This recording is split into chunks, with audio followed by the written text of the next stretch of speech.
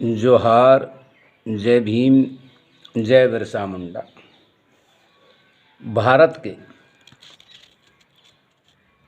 शासक जितने भी हैं सब शूद्र बनाए गए और इससे भी लेखाकारों का पेट नहीं भरा तो 6,743 जातियों में बांट दिया गया। इसमें मुसलमान भाई भी शामिल है। भारतीय आदिवासी मूल निवासी राक्षस बनाए गए, वह भी लिखित में। वाल्मीकि रामायण और श्रीमद् भागवत महापुराण से बता रहा हूँ। वाल्मीकि रामायण सर्ग 45 बालकांड का असुरास्तेन दैत्यः सुरास्तेनादितेः सुतः हृष्टा प्रमुदिता साचना वारुणी गृहणात सुरा। इसका सीधा अर्थ यह है कि जिन लोगों ने दारू का सेवन किया, सुरा का सेवन किया, सुर कहलाए, और जिन लोगों ने दारू का सेवन नहीं किया वही असुर कहलाए। सुरा रहित होने से असुर राक्षस कहलाए। और इनके लेखों में अर्थों में तब्दीली करते जा रहे हैं। इनके संस्कृत श्लोक कुछ और कह रहे हैं और इनके अर्थ कुछ और बता रहे हैं। वाल्मीकि रामायण द्वितीय खंड उत्तरकांड सर्ग 13 और 12, इसमें स्पष्ट में बता रखा है। रक्षामिति यैरुक्तम राक्षसास्ते भवन्तु वा, यक्षामिति यैरुक्तम यक्षा एव भवन्तु वा। जिन लोगों ने जल जंगल जमीन की रक्षा करी, जो रक्षक थे, उन्हें राक्षस बनाया गया। और जिन्होंने पाखंड का सहारा लिया, भीख मांग के खाई, वह देवता और ब्राह्मण कहलाए। तो ये श्लोक स्पष्ट में बताते हैं कि ये 3% जो जाति है वह विदेशी है और यहाँ के मूल निवासी स्वदेशी है। आदिवासी मूल निवासी स्वदेशी है। मैंने इससे पहले आपको इनके संस्कृत श्लोक और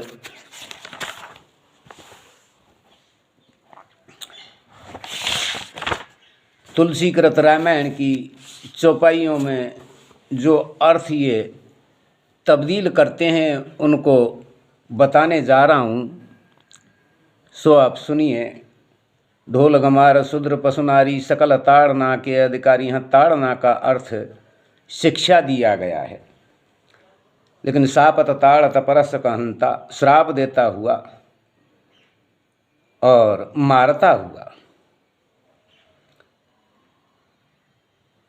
गाली देता हुआ ब्राह्मण पूजनीय है।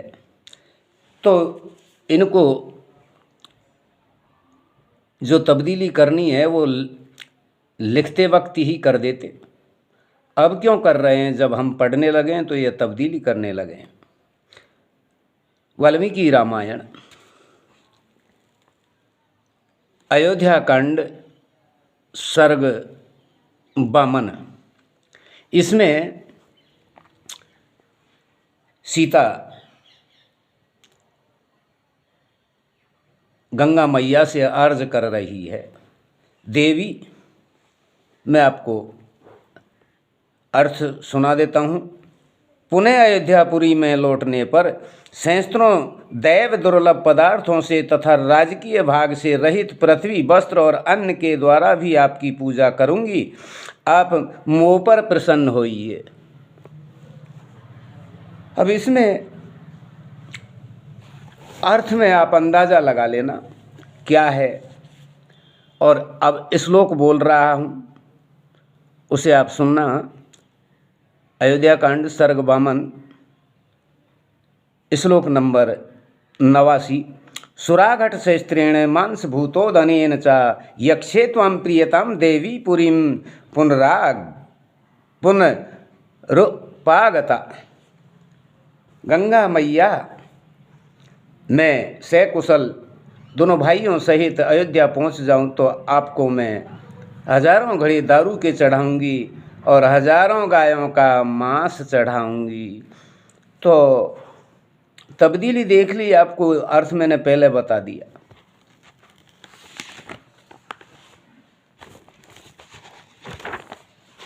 और वाल्मीकि रामायण में हर श्लोक में इन्होंने भावार्थ में तब्दीली कर रखी है।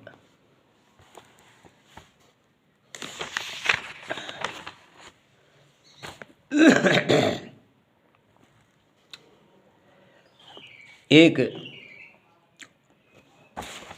आपको अयोध्या कांड का सर्ग 51 में, इसमें एक श्लोक सर्ग 91 का 52 नंबर श्लोक है। तो इस श्लोक में आपको पढ़ के सुनाता हूँ। सुरासुरापा पिबत पायसम च बुभुक्षिता मंसानि च सुमेध्यानि भक्ष्यन्ताम यो यदिच्छति।